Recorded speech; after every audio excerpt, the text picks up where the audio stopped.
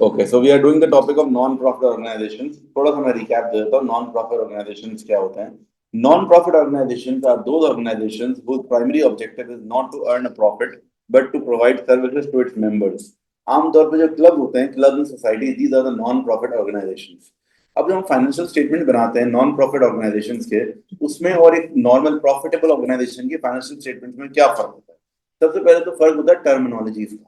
देखो, profitable organisation का जो प्रॉफिट है वो प्रॉफिट कहलाता है, लेकिन नॉन प्रॉफिट ऑर्गेनाइजेशन का जो प्रॉफिट है उसको प्रॉफिट नहीं कहते, उसको सरप्लस।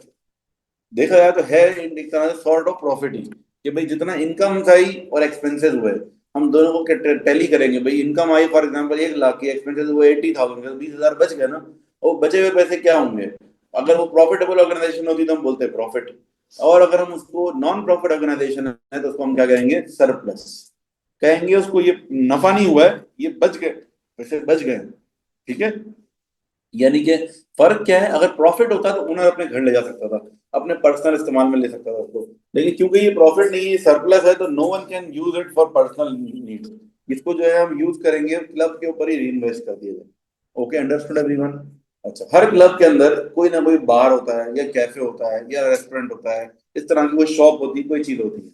सबसे पहले हम क्या करते हैं? जो भी का बार है, या कैफे है, रेस्टोरेंट है, उसका हम जो है इनकम स्टेटमेंट बनाते हैं। वो इनकम स्टेटमेंट बिल्कुल नॉर्मल सिंपल इनकम स्टेटमेंट की तरह होती है, एक बेसिक जो इनकम स्टेटमेंट फोर ट्रेडर की होती है वैसी। देयर इज नो डिफरेंस, ठीक है ना? तो बार की, कैफे की इनकम स्टेटमेंट शॉप की वैसी बनती है। फिर उसके बाद क्या होता है? क्लब का बनता है income and expenditure account. Income and expenditure account क्या होता है? बिल्कुल सिंपल फॉर्मेट। पहले सारी इनकम लिखेंगे, टोटल कर लेंगे, फिर सारे एक्सपेंसेस लिखेंगे, उनको भी टोटल कर लेंगे, और फिर इनकम माइनस एक्सपेंसेस कर देंगे तो सरप्लस या फिर डेफिसिट आ जाएगा।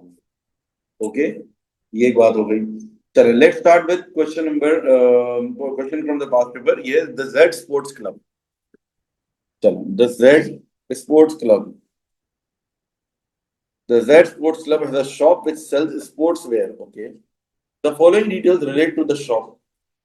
ये फॉलोइंग डिटेल्स हमें दी हुई हैं। ओपनिंग इन्वेंट्री गिवन है, क्लोजिंग इन्वेंट्री गिवन है, और परचेज गिवन है। तीन चीजें हमें गिवन है। क्या मार्कअप की परसेंटेज दी हुई? Calculate the shop sales. क्या निकालना है हमें? शॉप की सेल्स निकालनी है। मार्कअप क्या होता है बता रहा हूँ। देखो, मार्कअप के बारे में अभी बता रहा हूँ, एक सेकंड रुके। सबसे पहले एक काम ये करना है हमें, कहते हैं मार्कअप जो होता है ना, basically this is the gross profit as a percentage of cost. क्या मतलब है?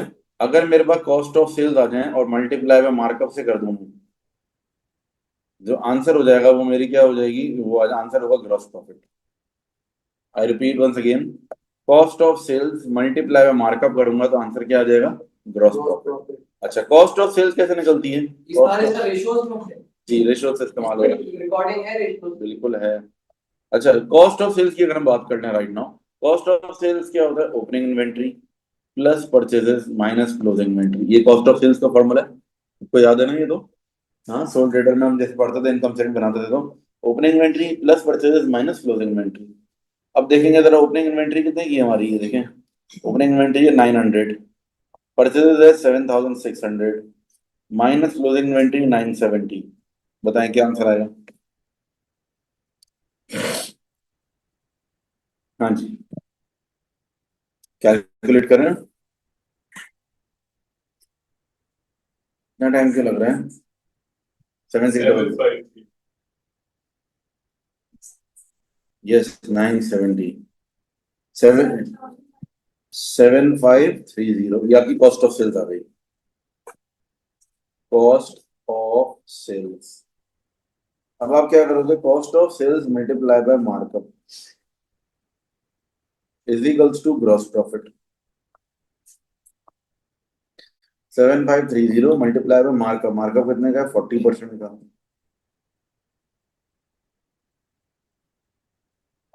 क्या आएगा? 3012। ये आ गया आपका gross profit.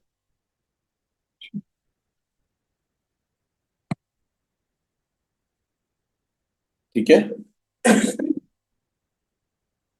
This is the gross profit. अच्छा, ग्रॉस प्रॉफिट भी आ गया, हमें क्या निकालनी है? सेल्स निकालनी है। अब सेल्स के लिए देखेंगे, बिल्कुल ऐसे ही है, cost of sales plus gross profit करेंगे तो सेलिंग प्राइस आ जाएगी। ठीक है ना, cost of sales plus gross profit करेंगे तो सेल्स आ जाएगी। मतलब मुझे एक चीज पड़ी है 7530 की, मैंने प्रॉफिट लगाया 3012 का, तो मैंने कितने का बेचा सामान, तो ये ऐड कर लेंगे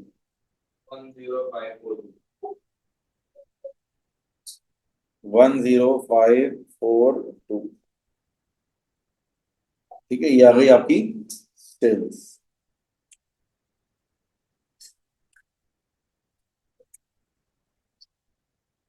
अच्छा यहाँ तक अभी अभी अभी तक हमने जितना भी कुछ किया है इसमें नॉन प्रॉफिट का कोई ताल्लुक नहीं है, बेसिक क्वेश्चन है जो रेशियोज का सॉर्ट ऑफ। ठीक है,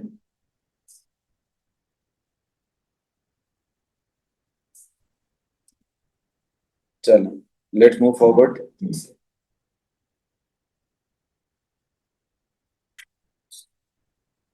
ओके, नेक्स्ट पेज पर आ जाए जरा। नेक्स्ट पेज बनाना है receipts and payments account. Receipts and payments account क्या होता है? Receipts and payments account, receipts and payment account basically it is just like a bank account। ठीक है, बैंक अकाउंट मतलब जो पैसे आ रहे हैं रिसीट्स हैं, it will come on the debit side, और पेमेंट जो होंगी वो that will come on the credit side. ठीक है, ये इसको पुरानी वर्किंग हम रेज कर देते हैं, will solve it again. Receipts and payments account, देखो ये बैंक अकाउंट है, ये प्लस वाली साइड है, ये माइनस वाली साइड है, तो पैसे आ रहे हैं that will come on the debit side, जो जा रहे हैं वो क्रेडिट साइड पे। ओपनिंग बैलेंस देख लेते हैं जरा, ओपनिंग बैलेंस हमारा क्या है? बैंक बैलेंस ओवरड्राफ्ट, ओवरड्राफ्ट है तो क्रेडिट साइड पर आएगा। Balance drop down 845, yes date की कॉलम भी दिया हुआ है, ज़्यादा लिखना पड़ेगा हमें, 1 मार्च, ज्यादा बेहतर मार्च 1 यूं लिखा जाता है। 2019 से स्टार्ट होगा ईयर हमारा। ओपनिंग बैलेंस दिया हुआ है 845 ओवरड्राउन। फिर उसके बाद यहाँ पर सारी की सारी देखो ये रिसीट्स और पेमेंट्स हैं, इसमें से वो आपको सिलेक्ट करनी है, जो रिसीट्स होंगी ना वो आप डेबिट पर लिखोगे, और जो पेमेंट्स होंगी वो क्रेडिट पर लिखोगे। देखो जरा इसमें से कौन कौन सी रिसीट्स हैं। सब्सक्रिप्शन रिसीव्ड, ये डेबिट वाला आइटम। कंपटीशन फीस रिसीव्ड, ये भी प्लस है। फिर payments for competition prizes minus. Purchase of fittings minus. Minus दे रहे हैं, परचेज सामान खरीदते हैं तो पैसे तो जाते हैं ना हमारे पास, कंपटीशन प्राइस हम दे रहे हैं ना, पैसे जा रहे हैं, पेमेंट लिखा हुआ है साफ साफ देखो। रेंट एंड इंश्योरेंस माइनस होगा, ये भी पेमेंट है, एक्सपेंस है। वेजेस ऑफ शॉप असिस्टेंट, ये भी क्या होगा? माइनस। ठीक है, डेबिट पर आ रहा है सब्सक्रिप्शन। सर इस चैप्टर में यही है, इससे ज्यादा तो कुछ नहीं है। अभी आएंगे और चीजें भी, थोड़ी देर ऑब्जर्व करते पढ़ा यही है ना, बस सब्सक्रिप्शंस 11400। फिर कंपटीशन फीस है 915।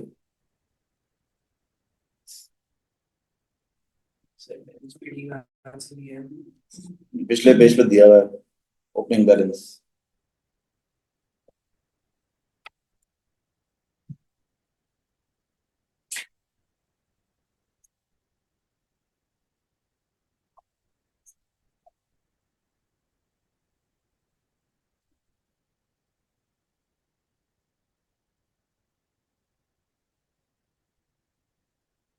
ओके, कंपटीशन प्राइस हो गया आपका 915। नेक्स्ट क्या है हमारे पास?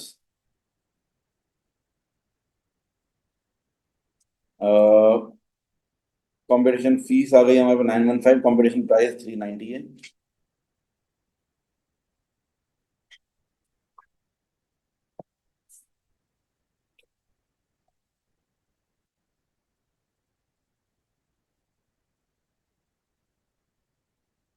अच्छा, जिस चीज की कोई डेट नहीं पता ना उसको ईयर एंड पे डाल देंगे। ठीक है, अभी कंपटीशन प्राइस मेरे पास जगह थोड़ी कम थी, मैंने सिर्फ प्राइस लिख दिया, काफी है, मसला नहीं है। अच्छा, अभी नेक्स्ट है परचेज ऑफ फिटिंग्स, तो इसमें भी खाली फिटिंग्स लिख दो बहुत है। कितने की है? 290 है ना, 390। फिर नहीं, परचेज ऑफ फिटिंग 4000।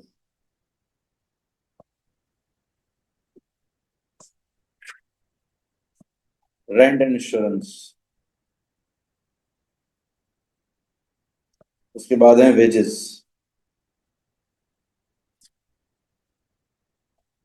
ठीक है, रैंड इंश्योरेंस 4575, वेजेस 2000। अच्छा, इसके अलावा और कोई रिसीट से पेमेंट मिल रही है? थोड़ा ढूंढे थोड़ा सा क्वेश्चन में। हाँ जी, और कोई चीज इसके अलावा देखें जरा।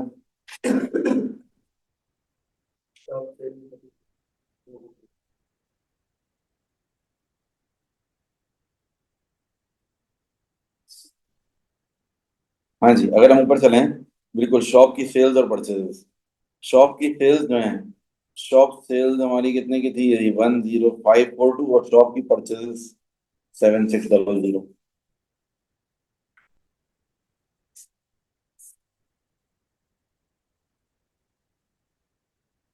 और शॉप सेल्स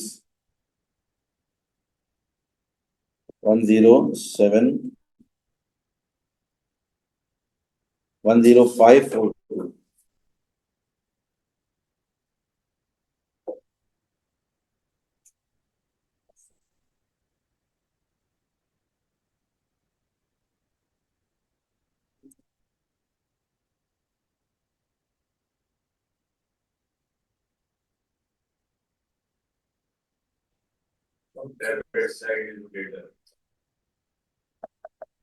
अब देख लेते हैं कौन सी साइड ग्रेटर है। तो मतलब balance carry down will come on the credit side. Sir वैसे ये चीज इस चीज से भी वादा नहीं हो जाएगी कि अगर एक जगह पे बैलेंस पीडी आ रहा है तो ऑपोजिट साइड पे भी बैलेंस पीडी? नहीं, देखो इस क्वेश्चन में तो ऐसा नहीं हो रहा। इस क्वेश्चन में तो ऐसा नहीं हो रहा है। इस क्वेश्चन में देखो, बैलेंस ब्रॉट डाउन भी यहीं पर आ रहा है और कैरी डाउन भी यहीं पर आ रहा है, तो ये ऑब्वियस नहीं है। ठीक है ना। अच्छा भाई, अब हमने क्या करना है? Heavier side minus lighter side balance CD के लिए। ये सारी जो प्लस वाली साइड है सब पे ठीक है। देखो, ये जब इसमें कुछ भी नहीं बताया हो ना, तो महीने के आखिरी की डेट है। इफ नथिंग इज मेंशन तो एंड ऑफ द मंथ की डेट आ जाएगी। चलो, बैलेंस कैरी डाउन बताएं मुझे क्या आ रहा है। जी, heavier side minus lighter side. Sir ये सारी डेट आपने कैलकुलेट की एंड आनी है हाँ, और बैलेंस पीडी मार्च में टेंशन। देखो इसलिए कि ना 2019 में स्टार्ट हुआ ना ईयर, 2019 के फर्स्ट मार्च से स्टार्ट हुआ है, और 2020 के 29 मार्च को जाके खत्म हुआ, 29 फेब को जाके खत्म हुआ।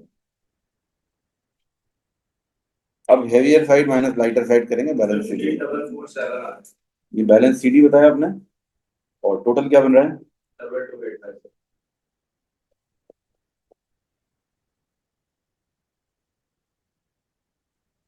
22857 टोटल आ गया हमारा।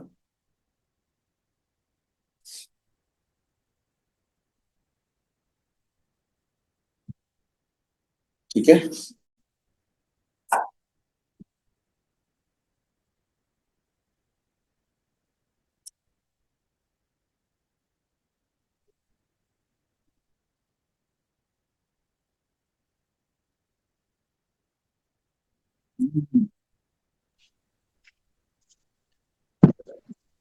जी, हाँ सीडी होगा वही पीडी है।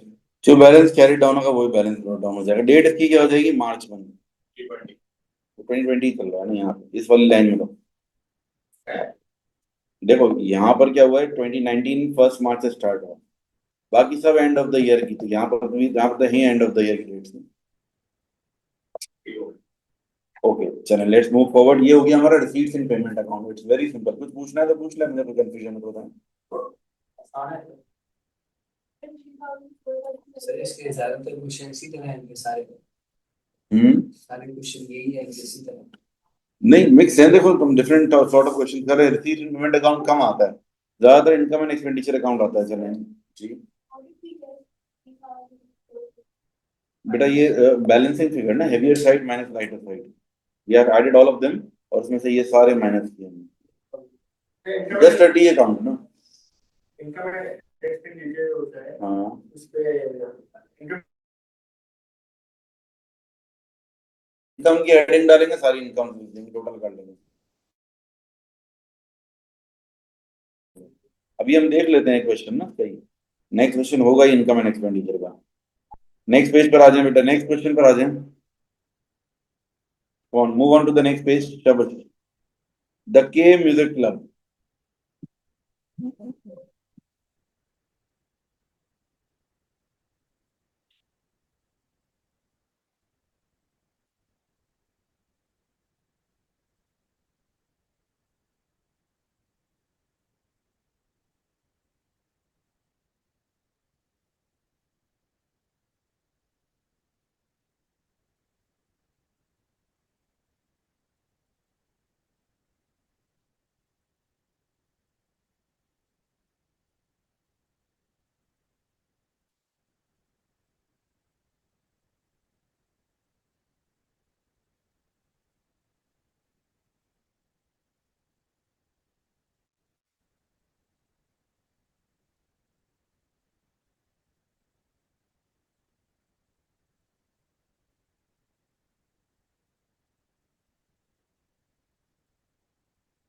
जी,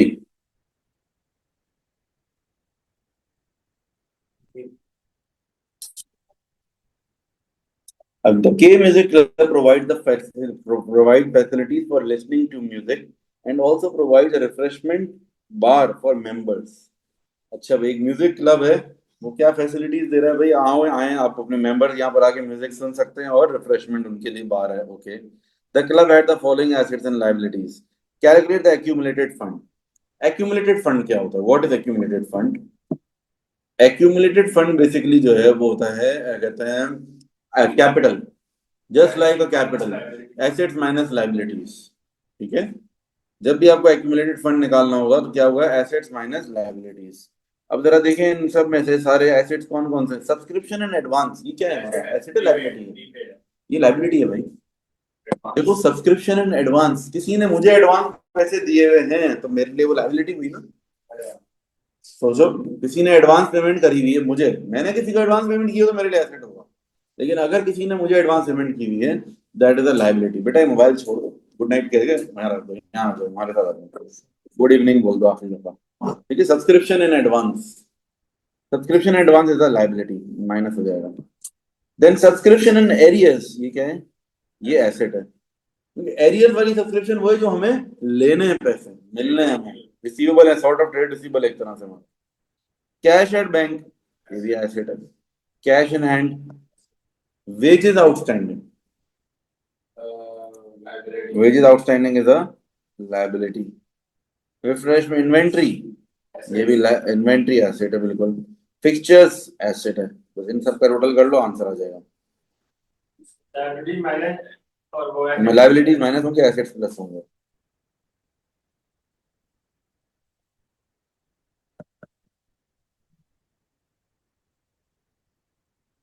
लास्ट वाला कैसे हुआ सर? कौन सा? फिक्सचर्स एंड फिटिंग एसेट है ना।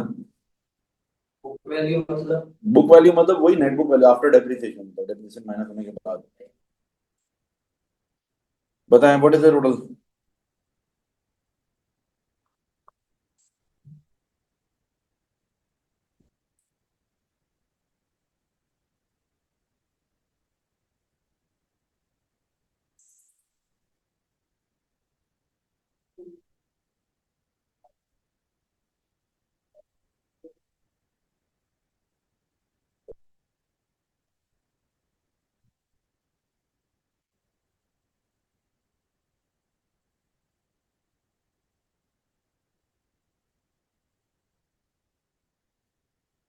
13,970.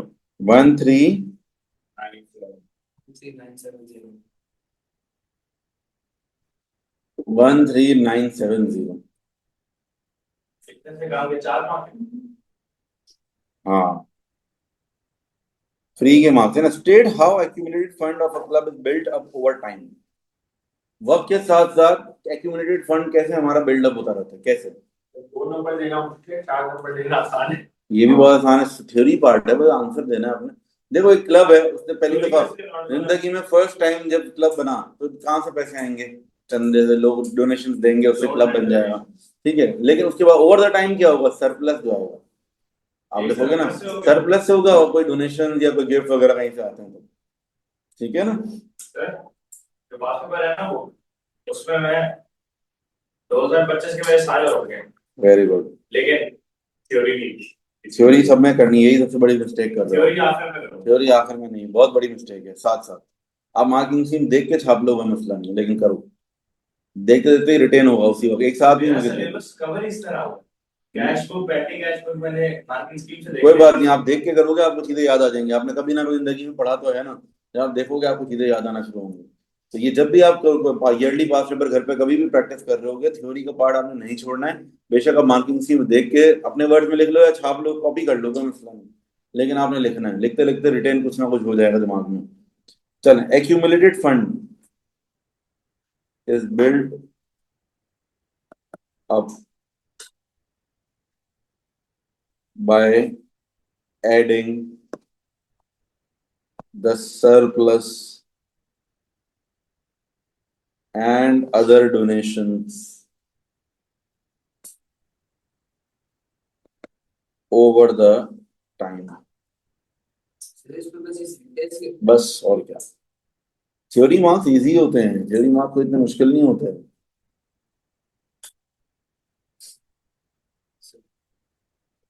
चलो,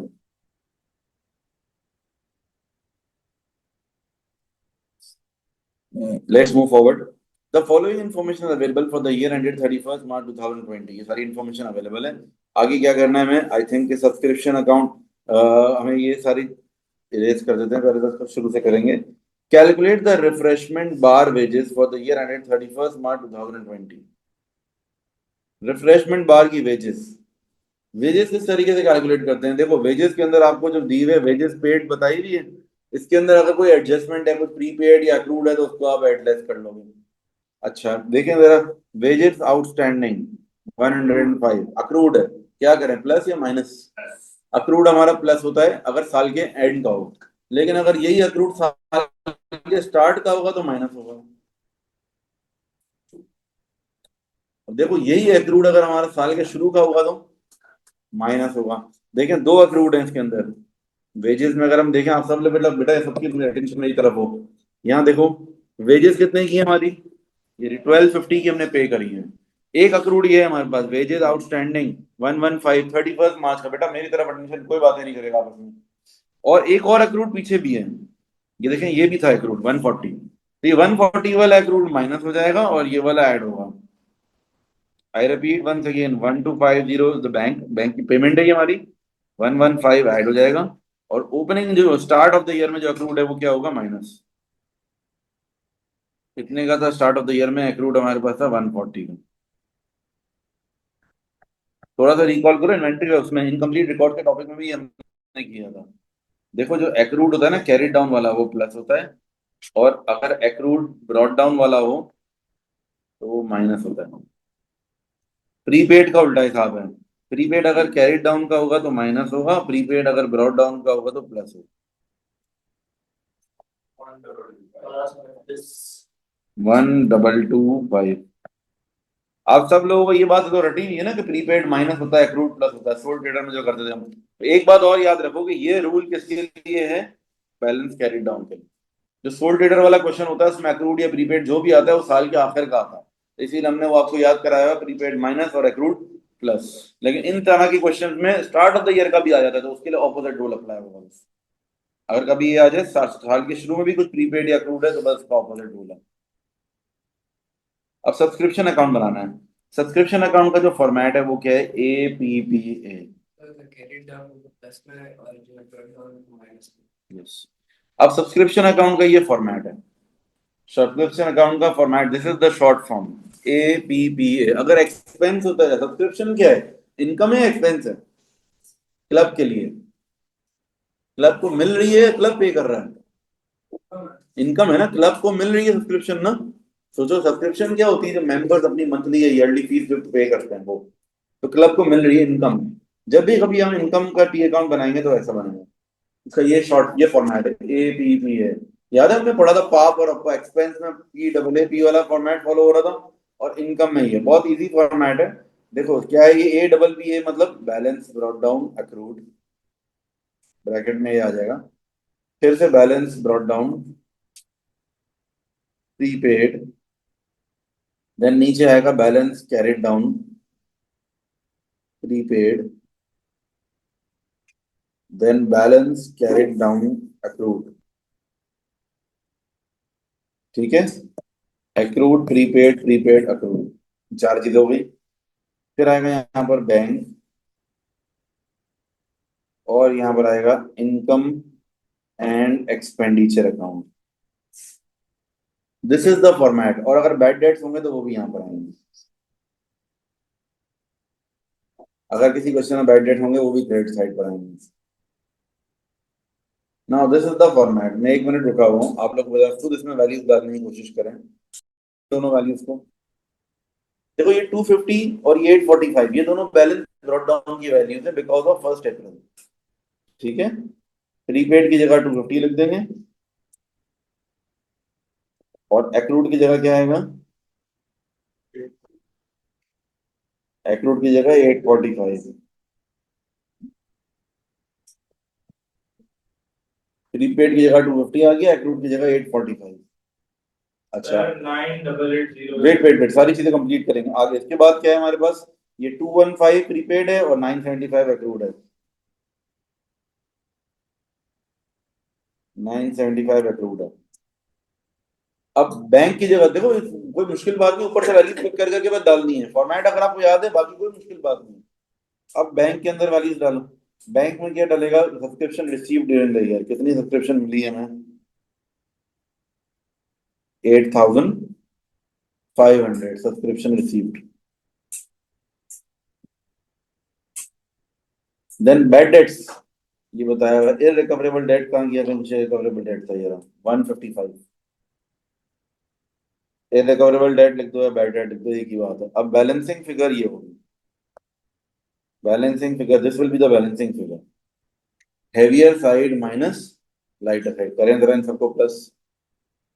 8820 आ रहा है, डिफरेंस क्या है? ये बैलेंसिंग फिगर से आएगी, इन सबको प्लस करोगे तो क्या बनेगा? सब 9880। और ये आ जाएगा 8820।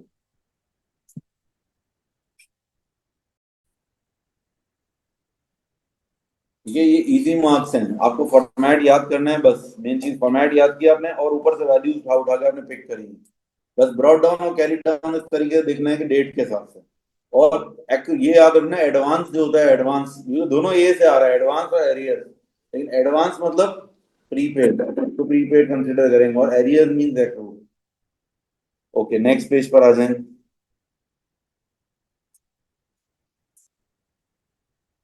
अब नेक्स्ट पेज पे जो क्वेश्चन है हमारे पास, इसमें ये थियोरेटिकल पार्ट है।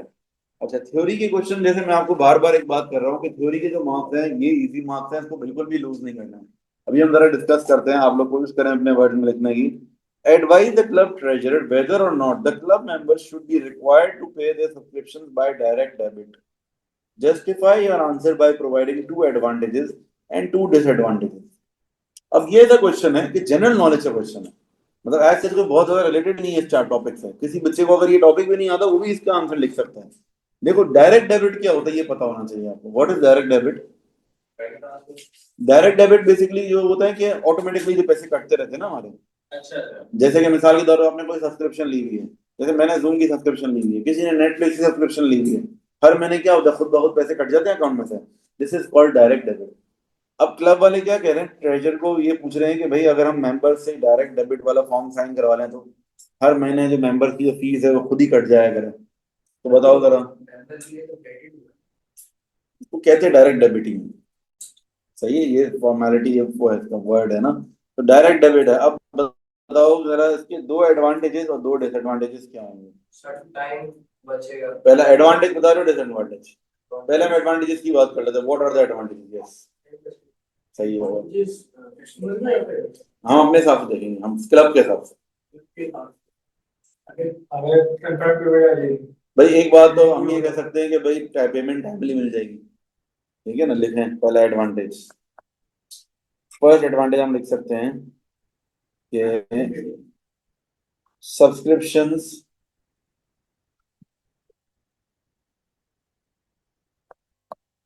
will be received on time. Subscriptions will be received on time. ये पहला एडवांटेज हो गया. दूसरा, what is the second advantage? Transport का खर्चा कैसे आगे पैसे देगा, कह सकते हो. एक तो टाइम पर आ गई पेमेंट, और दूसरा ये है कि सहूलत हो जाएगी उसके लिए, मेंबर के लिए भी ना. इट might be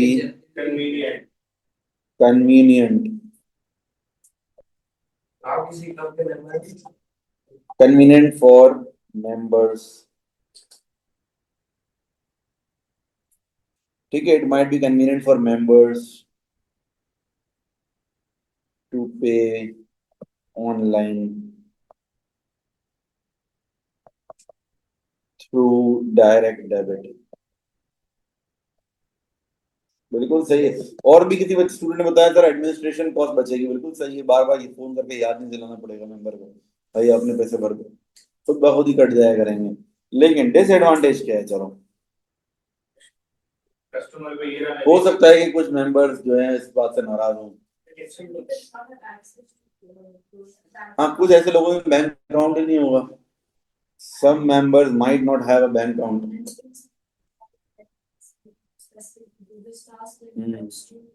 ये भी है बिल्कुल. Some member तो दो भाई. अच्छा, एक और इम्पोर्टेंट, कितने मार्क्स हैं? 5 मार्क्स में 2 एडवांटेजेस, 2 डिसएडवांटेजेस और 1 मार्क आपके ओपिनियन का. ठीक है. Some members might not have a bank account. Sir opinion क्या देंगे फिर हम अपना आखिरी में? बताऊंगा. क्या आपके मुताबिक क्या? अच्छा, एक इम्पोर्टेंट बात बताओ बेटा कि हमेशा try to make the sentences very simple. Business नहीं है, बिजनेस में आपको लंबे लंबे आंसर्स लिखने होते हैं. यहाँ पे it is better to write short sentences. ठीक है, आपने लिख दिया ना some members might not have bank account, that's it. आगे लिखने की जरूरत नहीं है कि उनको ये आपको ये नहीं बोलना पड़ेगा कि किसी और बंदे को पकड़ के उसके अकाउंट में पैसे डलवा के वो ट्रांसफर करवाएं. और ये मतलब इतना ज्यादा नहीं बताना. किसी की राइटिंग बड़ी हो, कोई अपने वर्ड अपनी बात को कम वर्ड में एक्सप्रेस ना कर सके, एहतियातन ज्यादा जगह देते हैं. कम जगह इस्तेमाल, पूरी जगह यूज करना जरूरी नहीं है. बस सेंटेंसेस पूरे लिखने, फ्रेजेस नहीं लिखने. ठीक है, आप ये नहीं लिखोगे नो बैंक अकाउंट, मगर ऐसे तो नहीं ये नहीं लिख लिखना सकते ना, पूरा वर्ड. फॉर्म में लिखना है ना. नहीं, ऐसे ही लिखना है जैसे मैंने लिखा है. बिल्कुल. बिजनेस नहीं है, ये अकाउंटिंग है. अकाउंटिंग में पॉइंट्स में अलाउड है लिखना और रिकमेंडेड है. बल्कि बिजनेस के अंदर पॉइंट्स में लिखना रिकमेंड अलाउड नहीं है. It is more recommended. आप मार्किंग स्कीम देखो, हमेशा ऐसे ही लिखा होगा.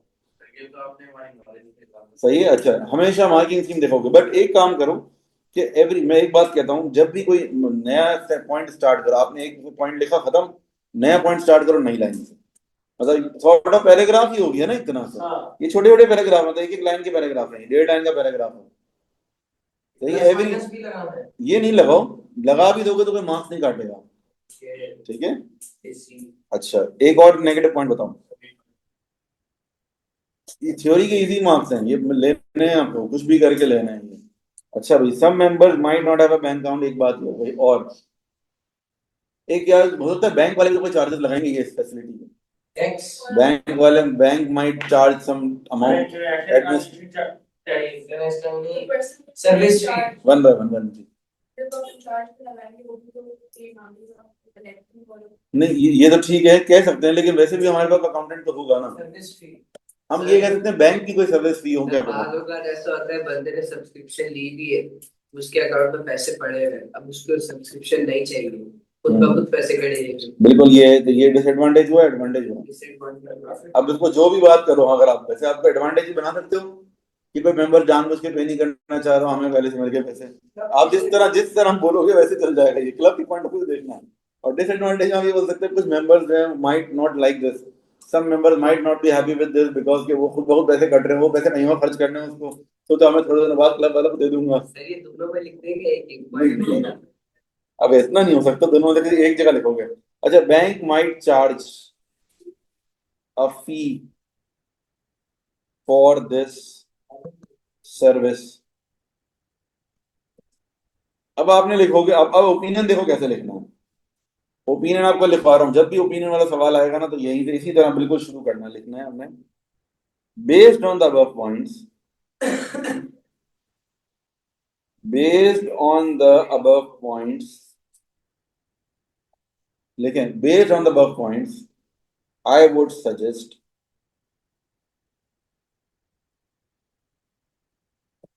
based on the above points, I would suggest to adopt, मर्जी है आपको जो भी करना हो, मैं तो कहूंगा हाँ कर लें direct debit, adopt direct debit method। अच्छा इतना भी लिख दिया काफी है एक मार्क के लिए, लेकिन ज्यादा रिकमेंडेड ये है कि अब एक रीजन जो ऊपर आपने बेनिफिट बताया ना, उसमें से एक बेनिफिट कॉपी कर दोगे इस बेनिफिट की वजह से, as subscriptions will be received on time लिख दो, बिकॉज जितना छोटा हो। बिल्कुल ऐसा ही है,